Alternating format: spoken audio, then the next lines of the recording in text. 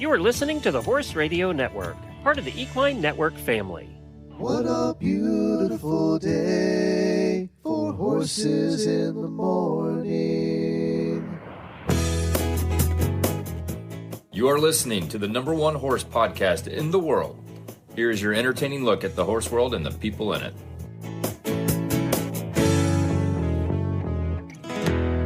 Wow, good Monday morning, everybody. I am Glenn the Geek in Ocala, Florida.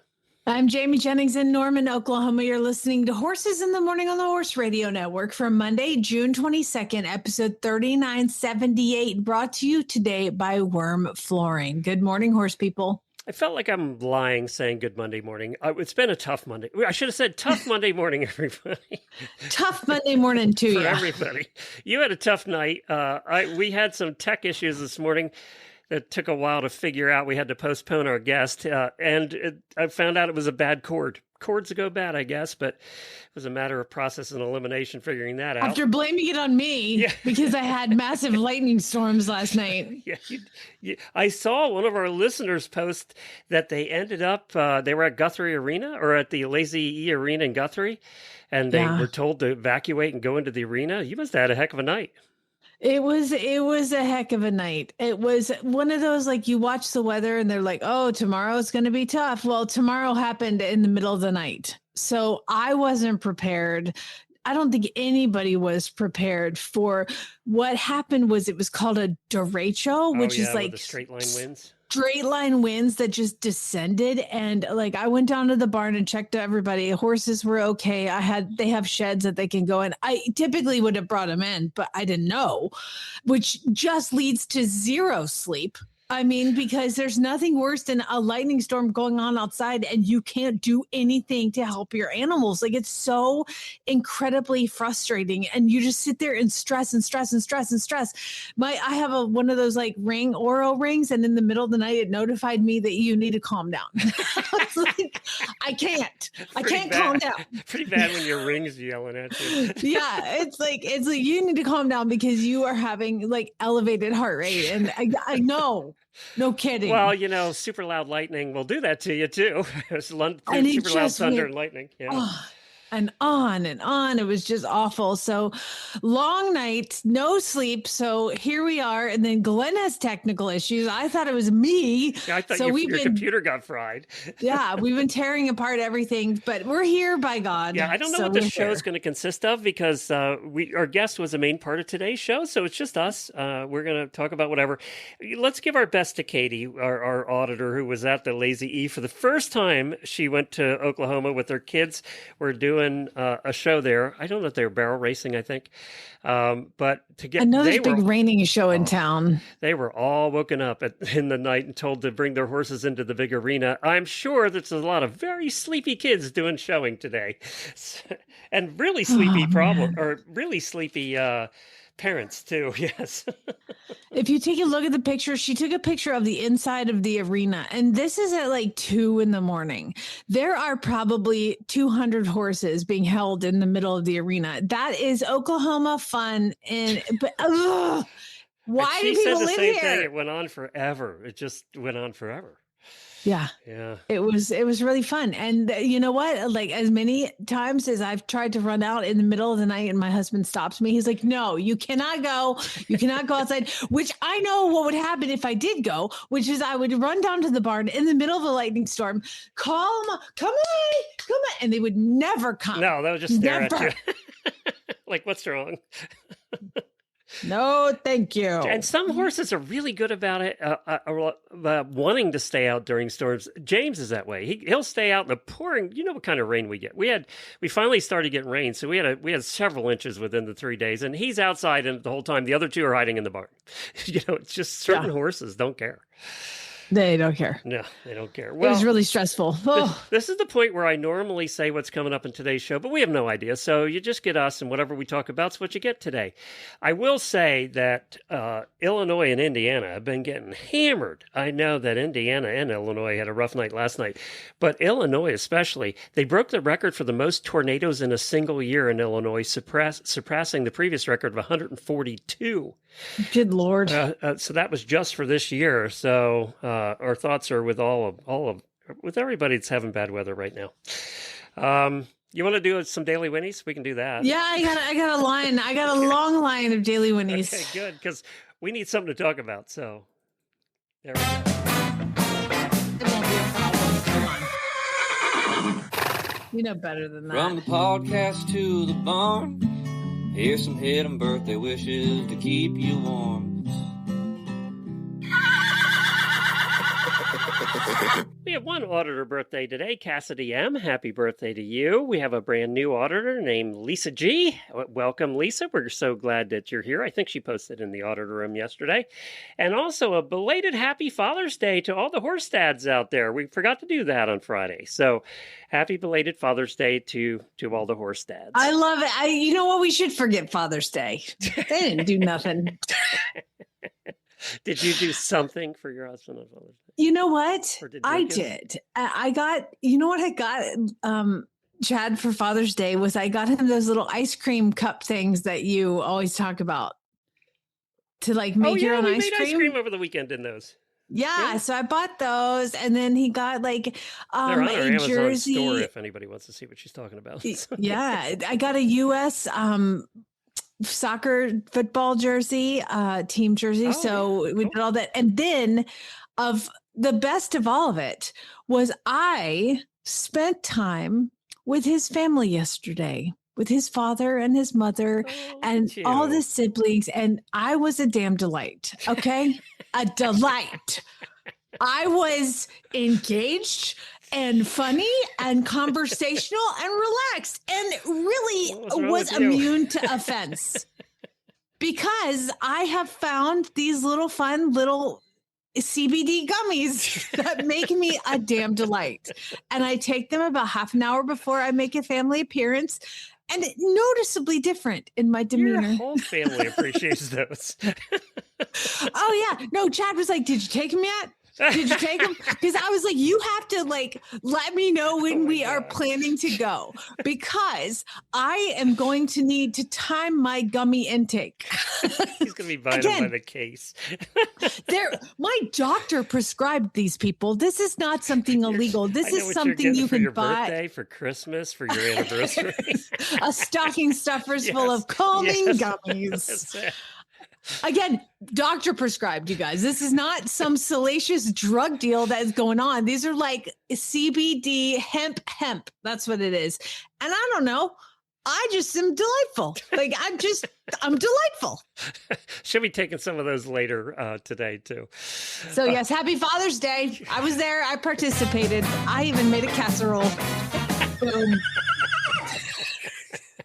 That's the most surprising part right there. I mean, if you're not making a casserole and you're from the South, what are you doing? That's true. That is true. Yeah. You're not even allowed to come without a casserole. I was asked to bring a salad. I brought a salad and a casserole. Oh my God. You know, delightful. We have all of these tourists in the country right now because of the World Cup. Do you think, do other countries do casseroles? We have a lot of listeners from other countries. Do you know what a casserole is? And do you take casseroles to other people's parties? We want to know because I don't know if that's just a United States thing or if that's a world thing. I have no idea. It's a delicious high protein broccoli cheese casserole topped with breadcrumbs. It was really good. And so, yeah. It was fun. I was awesome. So again, that was great. My turn for Daily Winning, by the way. I already played it. It's your turn. Okay. So a couple things here. Ashley, I love it. I just never knew that sometimes when you say things, people are going to take them very seriously. And I have another report of a marching towards death horse purchase. So congratulations to Ashley. She just bought a driving pony named Detective, and she says she's a crime junkie. So it's perfect. It was meant to be. Pony too. It's Hackney. And it's a Hackney pony. Yay. So congratulations. She says, since we are marching towards death, blah, blah, blah. It doesn't matter anything you say after that. I'm with it. I'm all about it. Well, congratulations to her. Now, the other thing I want to talk about is, you know what? There's just living on a farm, with lightning storms and weather and all the things last night. But you know what people don't talk about as often is just the severe amount of nature that is on your farm. You can't help it. It's nature, and it will find a way. Life will find a way. So yesterday morning, I am heading down to the barn, and it's like 6:30 in the morning. Sun's coming up. It's nice. But it was like a really dewy morning. So I went to get on my like side by side, and the seat was wet. Well, I can't sit on a wet seat. I have my riding pants, boots, and breeches on. I'm looking cute. Like, I'm not going to have a wet butt. So I go into the garage and I grab a towel off my husband's workbench shelf, like a little hand towel. And I go out and I wipe the seat down. And then I'm like, you know what? I'm just going to sit on it. So I like laid it out like a perfect square and climbed on, and I start driving down. Well, Homer jumps up with me. He always rides shotgun in my little side by side. So he's laying there. And as I'm driving down, about halfway down the driveway, I look down, and there is a wasp in between my legs. Like it had to be in the towel. I leapt off of a traveling ranger with my dog in the passenger seat.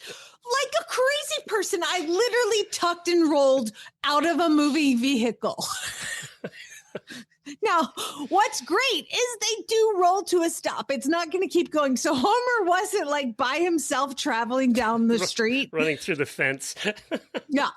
But I literally jumped up. I'm sorry. Let's discuss what kind of hell it would be to be stung in the vag by a freaking wasp. Doesn't sound fun. Should I change that? And should I change that just in case you edit that out? Let me just say how awful no, I'm it just would gonna be. Leave that one in. Because whether you're a man or a woman, either one down there, that's just not where you want to be stung. I mean, I couldn't have exited faster, Glenn. I looked down. It was one of those big red ones, you know, the like hellacious ones that leave a and I get a tick bite, have those. and you I don't have a want to welt. get stung by those. You'll have a welt for a month. And down there, no. So I just tuck and roll. Then I have to get up and like chase the ranger because my dog is in the passenger seat. And so I'm running and I stop. I finally get to the ranger and the wasp is sitting on Homer.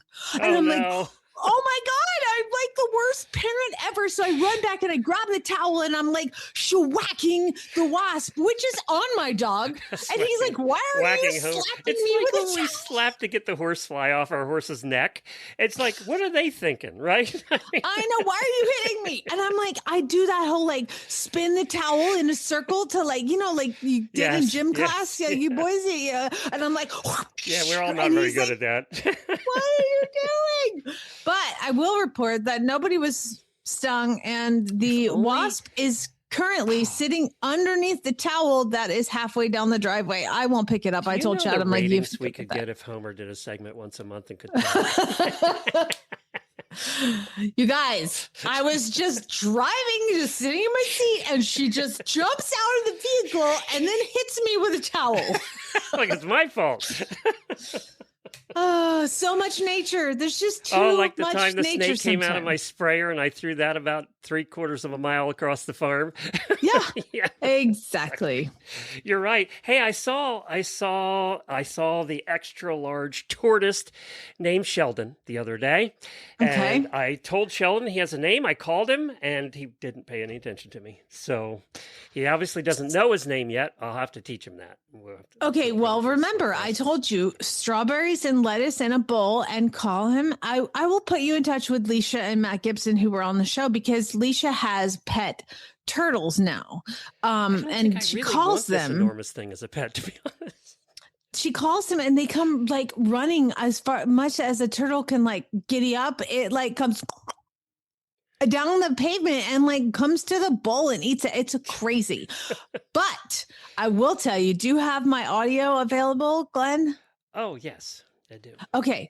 So in the world of taming wild beasts, I have been working very hard. And this probably started with Monty, right? Let's explain. For those that don't know, Monty has a what is it, herd? Is it a pack? A herd? I guess a herd of deer that live and that have been coming to his house for generations. He feeds them every morning and every night. He calls them. He has a whistle. It's like a whole thing. You can't sleep in his house because it's 6 o'clock in the morning. He's right outside your window whistling. And where are you going to be this week? Sleeping in Monty's house.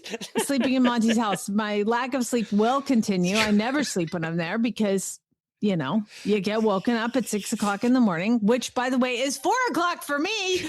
And then you hear him whistling. And then what's cool is that he decided that he needs to make him trainable for everybody to call, not just him. So now he has like a referee whistle.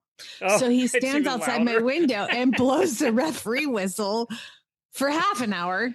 And all the deer come up. In his defense, the one time I was there, we stayed for several days at the house, and we were sleeping in the house. And I did go out and spend hours with his deer, and they do get, even to strangers, they get remarkably close. I was about a foot away from the deer, and, you know, obviously because of his 20 years of training them. Oh, it's amazing. It's amazing. Like he's trained generations. So what are you training deer. On the farm to come close to you? I am Wasps, amassing apparently.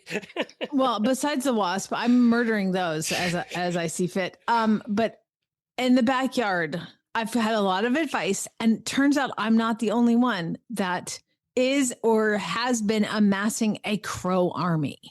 I mean, I learned like they like peanuts, they like shiny things. I was putting dog food out there, like my bougie dog food. Get rid of the crows. You're the only one I know that's attracting crows. Yeah. I'm calling them. You're right. They're going to be my friends, Glenn.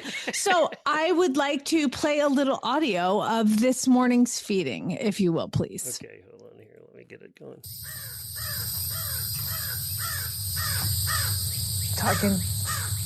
Having a conversation with my crows. That's me. That's my own. You got a crow whistle. And they're talking back. He's answering me back.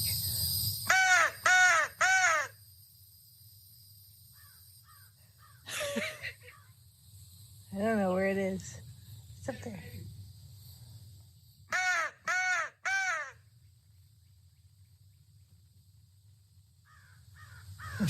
What does Chad think about you talking to the crows at 6 a.m? Didn't you hear him? You can hear him in the background. Did. He goes, "Get him, baby!" Did he buy the crow whistle, or did you buy a crow whistle? Crow call, or whatever it is. Lucas got the crow whistle from one of his friends for his birthday because they like to hunt crows, and so he got the crow whistle, and he's like. Crow? So you shoot them, and then I don't know. I guess you eat them if you're a monster. So you can call the crows. You call them, and then one comes down, and then they let everybody else know that everything's okay. And then they bring. So there's just scout crows. There's a whole science behind it. But I was like, the hell, you're hunting crows, my crows out of my backyard. So I took the whistle, and now I'm using it to make friends. And clearly, it's working because they were like, "Bitch, where's my food?" This morning. I was like, "Give me my food." Just what you need another thing to feed. I know. That's okay, though. They're going to be my friends. And eventually, someday, we're going to all sit down together and have peanuts as a group. It's like Jennifer has these wild bird feeders outside the house, and she feeds the birds all the time. And I don't know how much we're spending on bird feed, but she loves seeing the birds at the bird feeder. And if you really think about that, though, right? Do we really need to be spending that money feeding the birds? They probably feed themselves. Probably. Okay, here's the deal, Glenn. Okay. I will give you a hot tip. Right. Okay, so somebody told me that crows like peanuts. Great. So I went on to Amazon and I've been into that bird store, all that stuff. Oh my God, like a 2-pound bag of mixed nuts for birds was like $25. So I just Googled unsalted, uncut, raw peanuts, just regular peanuts, just peanuts. And I got 10 pounds for $8.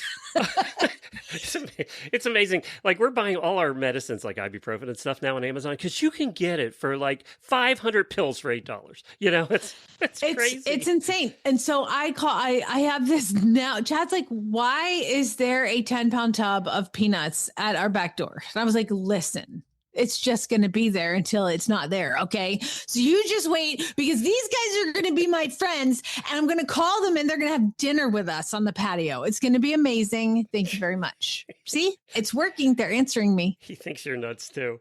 Did you know, I totally. came across this the other day, and I'm looking it up now. By the way, if you're new here, this is not a good episode for you to listen to. Usually we have guests and educational segments and all that. Now I just have had no sleep, and I've been scared to death all weekend. So cool. Did you know you can buy a 2.5 pound bucket of Lucky Charms marshmallows, just the marshmallows?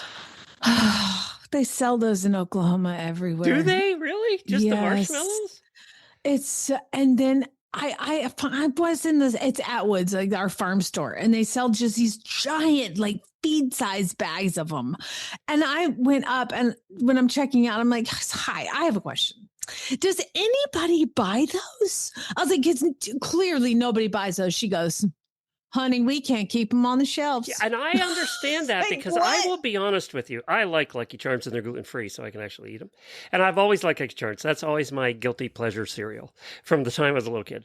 And they don't put as many marshmallows as they used to. So if somebody wants to send me a bag from Amazon of the Lucky Charms marshmallows, I would happily accept them. I'll give you my Don't address. eat that.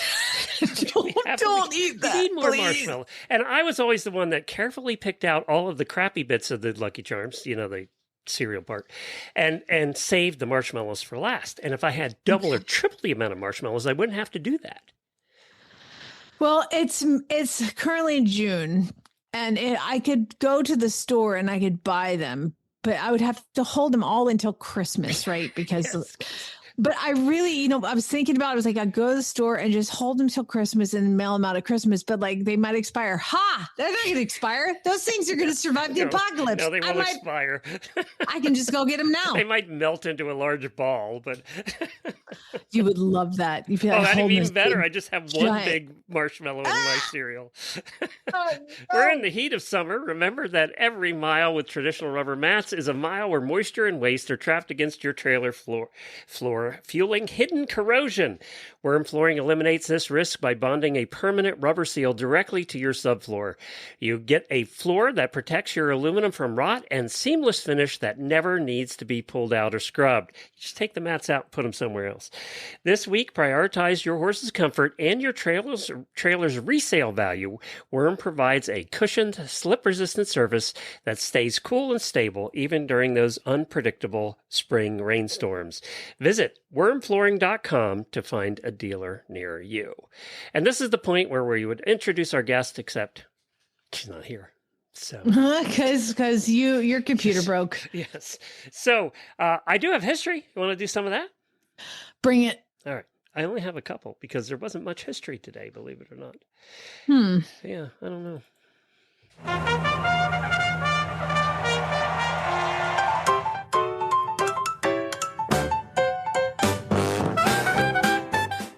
Well, on this day in history, we've all heard of Teddy Roosevelt's Rough Riders in history class. Well, they were the first U.S. volunteer cavalry. On this day in 1898, Teddy Roosevelt and the Rough Riders landed in Daiquiri, Cuba during the Spanish-American War. I think a lot of people have heard about that in history class. Well, this is the part you didn't know. Ironically, due to a logistical nightmare and a lack of shipping space, almost all the elite cowboys and horsemen in that cavalry unit had to leave their horses behind in Florida, forcing them to fight through the Cuban campaign on foot. Doesn't that make them like the rough walkers? Oh, were these the Rough Riders? Yes. If they have to walk, they're the rough walkers, right? I mean, they weren't really riding anything. And that must have sucked. You normally have your horse and then you have to walk. So Well, I think I'm like, those horses were like, oh, we can't fit. Oh, no, yeah, too bad. I'll stay here in darn. Florida. I'll just hang out and you guys see in a minute. On this day in 1962, Vern Elliott, one of the most foundational stock contractors in rodeo history, passed away. Elliott was the man who discovered and promoted midnight, as a horse, the horse named Midnight, widely considered the greatest bucking bronc ever to live. In the 1920s and 1930s, Elliott and Midnight transformed the American rodeo from the casual exposition that it was then to a highly organized professional sport.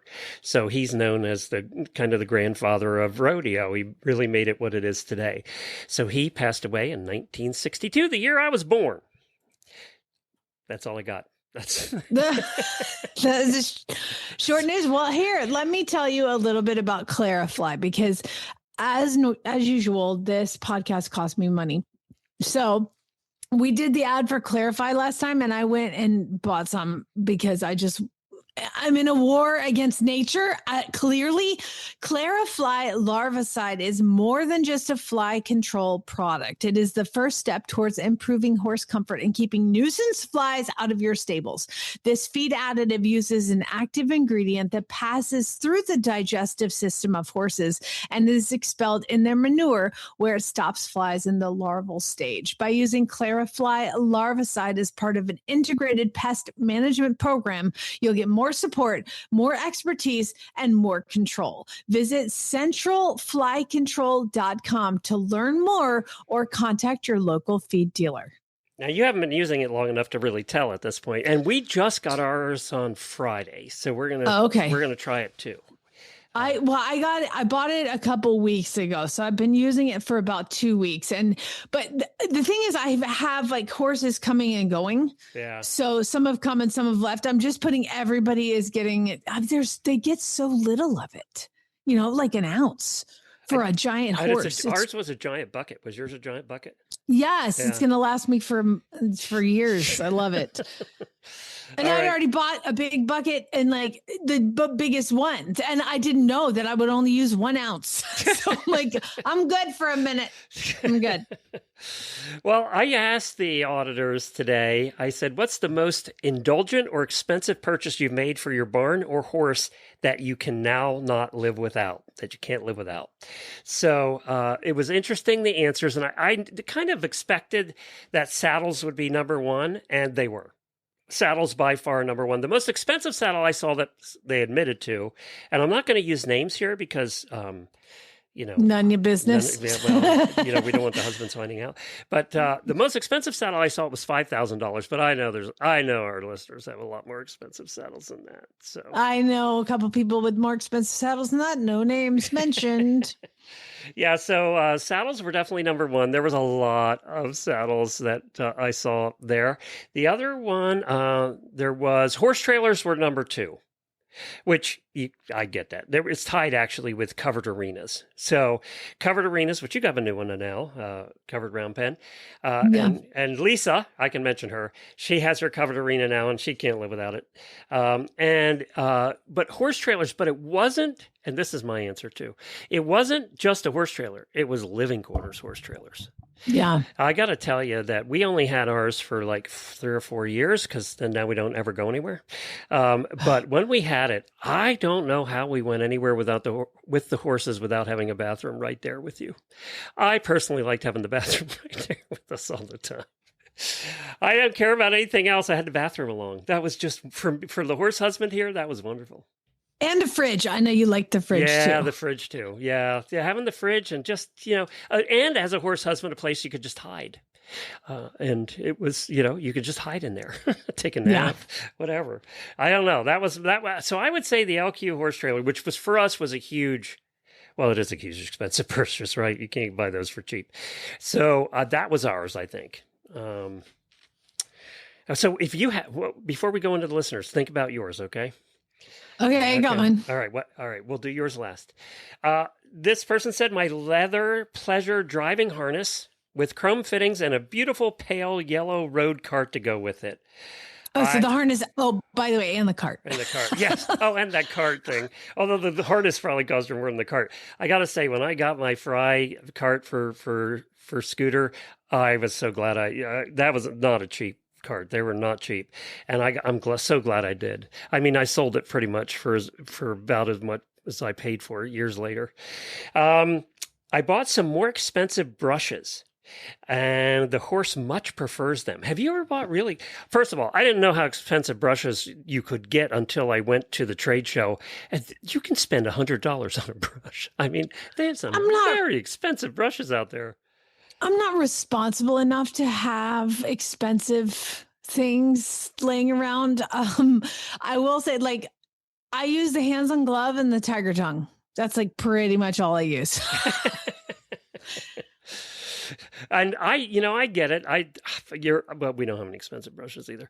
I bought rubber. What's that? I have plenty of expensive brushes. You just don't know where they are. Oh, Jennifer says she has plenty of expensive brushes. I just don't know where they are. Smart woman. My Rubbermaid wheelbarrow. I've had it for 25 years and use it daily. Those are spendy. Oh, yeah. I got to tell you, though, I like a good wheelbarrow. We watch all of these home fix-up shows, and especially the ones from Europe. They always have these crappy little metal wheelbarrows. They're tearing out the entire insides of a house and using these crappy little... I don't know if they don't sell nice wheelbarrows over there or what, but every time we see somebody using a crappy wheelbarrow, it's like, okay, spend $100 and get a good wheelbarrow. Yeah. Yeah. My horse farm, bought 10 plus acres, built it from the ground up, house, barn, indoor in 1984. So she's had a lot of time to enjoy her horse farm. Is there anything you would change about yours? Because you built it from the ground up too, your whole farm. My farm, more. I want more. More acres? More everything. I want more everything. But I'm as far as the things I have built, there is not much I regret at all. Like I'm super happy with the way that it shapes up. And we just keep adding things like gates and just different, like, hey, I want a gate here. Chad's like, okay. And he just puts in a gate. And then I'm like, this one's too small. Put in a bigger gate. And he's like, okay, I'll put in a bigger gate. We just like, it's awesome. Like, you'll never have too many gates. No, I agree with you there. I do agree with that because it's nothing like, and I don't know if it's just we're lazy or just trying to be efficient. I think we're lazy, but when you see the gates all the way over there and you're thinking, I'm all the way over here. And if I had a gate, I wouldn't have to walk all the way over there. And you do that 100 times, then you say, Chad, put in a gate. That's pretty much what I do. I'm like, I don't want to walk 17 steps that way and then 17 steps back. Like, I need a gate. No, I'm just kidding. It's not that bad, but it's awesome. Like, never go wrong with too many gates. Do you want my indulgence things? Yes. Or you? Okay. I got some more here, but we can do yours. So obviously today's a sponsor, of WERM flooring. I did the WERM flooring and it is one of my favorite things I've done on my entire farm. Like, I just love it. And she's not just saying that because they're a sponsor. She really does love it. No, like I paid for it. Like, it's not like they were like, here, we'll do this if you do commercial. No, that's not how it works. Like, I literally love it. My pulse machine, the PEMF machine. Somebody else said that too. We had a huge hailstorm and I got this big check. And so I was like, we're going to buy things. The other thing we bought with it was our automatic gate. Oh my gosh. I'd love to get one. They're not cheap either. You're right. They're indulgent. No, I cannot go back. Like, and it'll be like broken for a day, so it's down. I'm like, oh my God, I have to get out and open the gate. When that's the worst all the time is when you're in the middle of the Florida afternoon, torrential rain, and you just pull in and look at the gate. So that, and then of course the most indulgent horse purchase I've ever made, which is Amigo, which I'm incredibly happy about. So yeah, I wasn't letting them use horses because I think that would be all our answers. But the PMF blanket was on the list, and also the shockwave therapy machine was somebody had one of those that was on the list. Nice, and they use it on themselves, I think, too. Back on track, cooling blankets, yes. Fly predators. Look, another one of our sponsors. Also, somebody said they're Flex and Fork, and I would have to say that yes, they're indulgent because they're 4 or 5 times the cost of regular manure forks, but they last freaking forever. And I mean, Yeah, you can buy 10 or buy one. You know what I mean? I clean up. We always awesome. getting branches come down off these pine trees all the time, and I use the flexing fork to throw them in the bucket of the tractor. That's you awesome. couldn't do that with a regular fork; they would break. I mean, I put them through torture. By the way, I didn't even tell you this. I heard from the new company. So Joseph sold the flexing fork company and the shaken fork company to a organization out of Las Vegas. Yeah, Nevada. And they wrote to me and said they just wanted to let me know they're still in business and they're still selling forks. So if you're looking for one, you can just Google it. You'll find their website, and you can still get them. Apparently, they're making them, and they're in business. So we weren't sure there for a while. So I wanted to let you know that. My tack room, it's my favorite place, and she had a picture of the tack. It's a very nice tack room. I mean, when you go to Reese's tack room. Who's host of the dressage show? That's like a tack room dream. I could live in her tack room. It's so nice. Everything is. It's a DQ tack room. It is. I mean, obviously, everything's in these very nice wood cabinets, and it's all hidden behind the wood cabinet doors, and it's just nice. I mean, it's a nice tack room. You would open up my cabinet, it would just tumble out. Yes. Just ours is just covered in dust because it's in the middle of the barn. Tractor. I do love our tractor. You know what I would say even beyond the tractor? We always had a tractor. Even the 100-acre farm, we had a tractor, right? But we never had a front end loader. I don't know how I lived without a front end loader. Maybe I was just much younger, but I couldn't live without a front end loader today. You're like, I'll pick it up. Do you use yours all the time? Your front end loader? Well, let me remind you that I am scared to drive the tractor. I don't drive the tractor. I think that they're death machines, and I'm terrified of it. But my husband You're the only drives horse it. girl in the world that doesn't drive the tractor. I'm terrified of it. Like, I just feel like it's going to flip over. I told you guys I went to equine management school at the Kentucky Horse Park when I was 18 years old. And every morning, Margie Stickney, my instructor, would come in every morning with she would cut out an article out of the Lexington paper, and it would be like, so-and-so's tractor rolled over on them and they died. And so it would just ingrained like this deep-seated fear of tractor driving. Thank you, Margie. That was out of Kentucky, though. They do have some steep hills there. A little more than yours. No, it was in Kentucky. But the whole point was, she's like, I want you guys to just be aware that these are very dangerous things. That was it. That's all it took. I'm good. And so Chad has a front end loader on his tractor. I just wave at him as he drives by. Oh, I use it for everything. I don't know how. Oh my God. I'm watching Chad walk up the driveway now, and he's carrying the wasp towel. He picked it up. I just leave things places and he just picks them up. It's great. Here's one that I think everybody wishes they had, but it's not that expensive to install, but it's a hassle. And that's a water heater in the barn.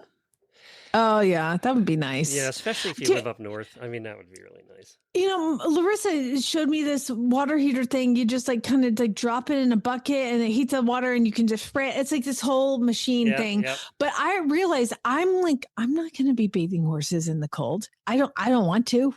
And so I'm just not going to do it. And stuff in the winter where it's really cold out, I can see it. I can see it. Yeah. I think too, like when we were building our barn, I was like, I need to put a bathroom in it because I pee every 5 minutes. And what I realized is it was going to have to cost me, I was going to have to put in an entire new septic system. Yeah. And I was like, you know what? I'll pee in a stall. So I was not that indulgent. I was still responsible. Well, that was the list. Thank you guys for helping us out, auditors. We really appreciate it. If you want to become an auditor, you can just do that by going to horseradionetwork.com, scrolling down to about the middle of the page, and you'll see an auditor banner there. And for as little as $3 a month, you too can do that. So 2 things. One is I wanted to mention again that our episode 4000 is coming up. We're going to do it on Zoom on July the 19th at 8 p.m. That is a Sunday night at 8 p.m. We did that for you guys, and we'll play it as Monday's show. We're meeting with Ashley next week to work out the details of what's going to happen. I do know that Jean Abernethy is joining us. She's the one that draws Fergus, and she's going to be doing a drawing of us live all night. We'll check in with her during the show, so you get to see her do her thing, which I think is kind of cool. She does all of that on an iPad. She does all of her drawings with a pen and a color. I don't know how she does it. We'll find out. So we're going to have that, and we're planning a couple other special things too for that night. It's very rare that a show hits 4,000 episodes. We think we're one of 5 or 6 in the world that have done that as independent podcasts. I'm taking Too stubborn to quit. I'm taking NPR out of it because they've had a lot, but I'm kind of taking them out of the picture. They're government subsidized. Yes. So now you're not here on Wednesday because you're heading out. Ashley's going to fill in for you, but you're heading out to Monty's place. Yes. And for new listeners, we're talking Monty Roberts' house, his farm in California, because you do something every year. Just remind everybody what you do. So it is the movement, and basically it's 3 days of learning a lot about the way horses think, and then watching a lot of demos. We'll do some wild horses. I'll do a starter horse and try to get a rider on it, and you kind of see everything, and everybody hangs out. It's just a really lovely time to hang out with Monty and his crew. And this time, Friday night, the comedian Maxie Wittrick is gonna. Oh, is she going? Yeah, she's coming, so I'm super excited. Yay. She's going to be there. Christmas specials. Yes. Yeah, so where we usually have a Jared Rogerson concert and wine and cheese, now we're going to have wine, cheese, and a comedian. So it's going to be really fun. I'm so excited about that. You've not met her. Neither one of us have met her in person, I don't think. No, but it was so fun to call her to try to get the information imparted so I could hand it over to Debbie. And she and I talked on the phone for half an hour like we were besties. I'm super excited to hang out with her. Yay, so I'm excited for you to hang out with her. She's so cool. Yeah. And then I got a message from Debbie yesterday. We've got some great starters for you. I mean, you know what? I'm 48. Yeah. I'm 48. Why not do starters in front of a crowd with Monty Roberts watching? What could possibly go wrong? I'm going to knock on wood right now. Yeah, so that's going to be exciting. Sure, it's going to be great. I'm super excited. Really looking forward to it. When we do interviews, you and I do interviews for other people, we always get asked what was your favorite episode, right? I mean, you always get asked that question. And I have mine, you have yours, and we've answered it so many times before. I think we know it now. But it's always tough to answer the what's the one thing questions when you're a guest. It's one of the hardest things. So I'm going to ask you one of those and make it hard for you today. I have no idea what you're talking about. I know, Go ahead. I know.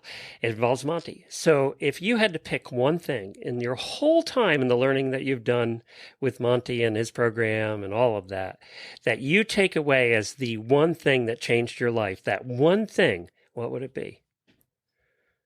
Calmness. I would have guessed that would be your answer. Really? Yes. I just if you can be smooth and calm, you can get so much done. It's just amazing. In life, not just horses, right? Yeah. It when you learn this stuff, it transmits. Calmness and gummy bears for the life. Well, that's for the family. Yes. Around the horses, I don't take the gummy bears. No, I think, I think one time we were sitting in the classroom with Monty, and he's like, "Hey, does anybody want to guess what Jamie learned yesterday?" And everybody oh, she learned how to do this. And he's like, "Nope, she learned how to breathe." And it was so intense. That is what I've learned to do, is just take a breath, just breathe. Here we go. Everything's going to be fine. It's just a whole different way that I've approached coming to horses, and it makes it so much better. So thank you for asking that question. That's probably the one thing. Just so you know, you can also learn this. I do have the 2 spots left for my clinic in October. It's the Monty Roberts intro course. So it's all of this stuff, starting horses and breathing and the way horses think. And it's October the 6th through the 15th. Hold on, I got to look here, Jack. I didn't mean to set you up, but I'm glad I did. Well, you did. October 5th through the 16th is 2 weeks. And then I have 1 spot left in the house for a lady who wants to come. But other than that, I think that's the most important part. Now, will I get yelled at by Monty this weekend? Most likely. That hasn't That- changed. That has not changed. No. I will tell you, last year, like I had to do a starter in front of everybody, and I take extra steps. Why? Because I'm not on a 30-minute time crunch when I'm at home. You know what I mean? Like You're he not in always road had to to the do horse these. mode. I'm not in road to the horse mode. I'm slow and patient, and I take extra steps. And so last year, let's see if it happens again this year, I was going to start a horse in front of him. And I told Debbie, I was like, listen, I do extra steps. I'm going to do the extra steps, and I don't want to hear about it because I'm going to do it. And extra steps is like, instead of putting the saddle on first, which his timing is impeccable. Like he doesn't make mistakes. I make mistakes. So I got to dumb it down a little bit, you know? So I had to do a surcingle first. I do some other stuff. And so I get the starter, and he was like, and he's talking to the whole crowd while I'm doing the starter. And he was like, all right, this is the point I would put saddle on. But Jamie's not going to do that. She has to do some other stuff first. I'm like, thank you. Cool. So I put the surcingle on. He did. Because I like told Debbie within an inch of life, like, I am going to do this. And he is not going to like it, but I'm going to do it. It's still in it just breaks it down even further for people like me who are human that make mistakes. So I did that. And then I finally get the saddle put on, and I get the saddle put on the horse and tighten the girth, and I go to send it off, and the horse just trots off. And he was like, wow, because this sucker was wild. Okay. Like pretty wild. And he's like, wow, it didn't even buck. That horse didn't even buck. I'm surprised. And I'm like, maybe it's because I did the extra step. We get to the very end, and he looks at his watch, and he was like, well, she got that done in 34 minutes. 34 minutes, pretty good. It'd been 30 if she wouldn't have done the extra steps. He couldn't help himself. I was amazing. Now, to be fair, I have not started a horse since the last movement. So if you guys want to see some excitement this weekend, it's going to be great. Can't wait. It's got to be fun. Speaking of training things, we started doing the balloon popping to get them used to noises for Cool. 4th of July coming up.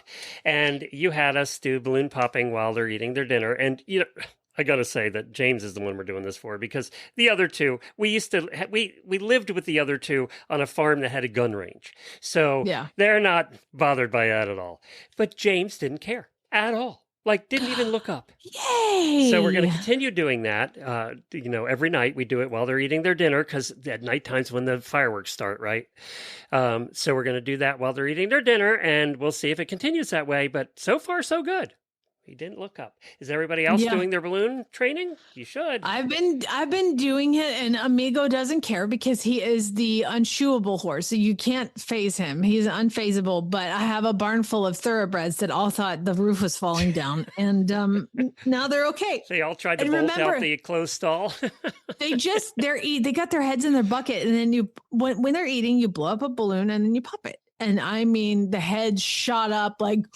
But after 3 times, they were like, whatever. Ace was already like, not again. To do the balloon thing for those new guys. God. So annoying when she does this. So yeah, it's fine. It's going good. Well, so far so good with James. We're hoping, because it's going to be a loud year. Well, before we wrap up the show, we will do a short post show for you. We talked for 48 minutes about absolutely nothing. We did well today. Nobody's listening anymore. Well, every time I say that, people get mad at me. Yes, so there's somebody listening. You can't say that anymore.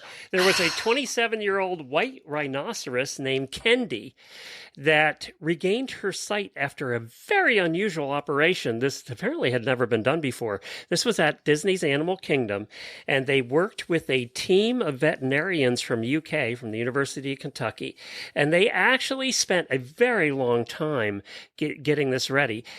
This animal had gotten cloudiness in the right eye, cataracts basically, right? But they've never done any eye surgery like this on a large animal like a rhinoceros, who are known for not being a little testy at times. What they did is they did years of preparation, and they trained Kendi to accept daily eye drops and utilize a custom protective mask designed by Disney. I can't even get a dang horse to do that. They designed a Disney mask. It looked like a Disney vest too. The costuming team did it. and it went over the face and eye because after the surgery, they knew they were going to have to protect the eye. So, and the other thing is when you put a 27-year-old white rhinoceros under, it's a chore, right? They have to make sure they got that right. But they did the surgery, and they said it was a very unusual surgery, and they didn't even know if it could be done, and it was successful. The rhinoceros can see again. So they considered it a success, and now apparently zoos across the world are getting information about this kind of surgery on these animals because nobody's done it before. So who has a bunch of rhinos sitting out back with cataracts? Not just rhinos, but they haven't done really cataract surgery on a lot of the big animals. They just don't do it. They just let them go blind, I guess. And now they're starting to reconsider that. So thanks to the UK, right up the street from me here in Gainesville. That's the heck of a vet bill. Yeah, I can imagine. Get anesthesia Physician alone. for rhinoceros. Anesthesia alone. All right, there's my good news story for the day. Old Kendi can see again. We'll see y'all in Way the to go, post show. Kendi. All right, Spay Neuter Guild, everybody. We do have a full week of shows for you. I wanted to mention Solange tomorrow she does a special episode every month on called Stable Riding, where she talks to the riders, talks about riders and stuff. She has a special episode tomorrow that was really good, and it applies to you. And she talks specifically about short riders. Vertically challenged riders. And she believes that it's wrong for trainers to teach them in the same way because they have different challenges than tall riders. But yet most trainers try and teach them the same. So she really talks about that as a couple guests on who are 5 foot tall. And she talks about the differences in training short riders and tall riders, which I'm sure is something you've come across in your career in riding. But anyway, that'll be tomorrow's special Stable Riding episode.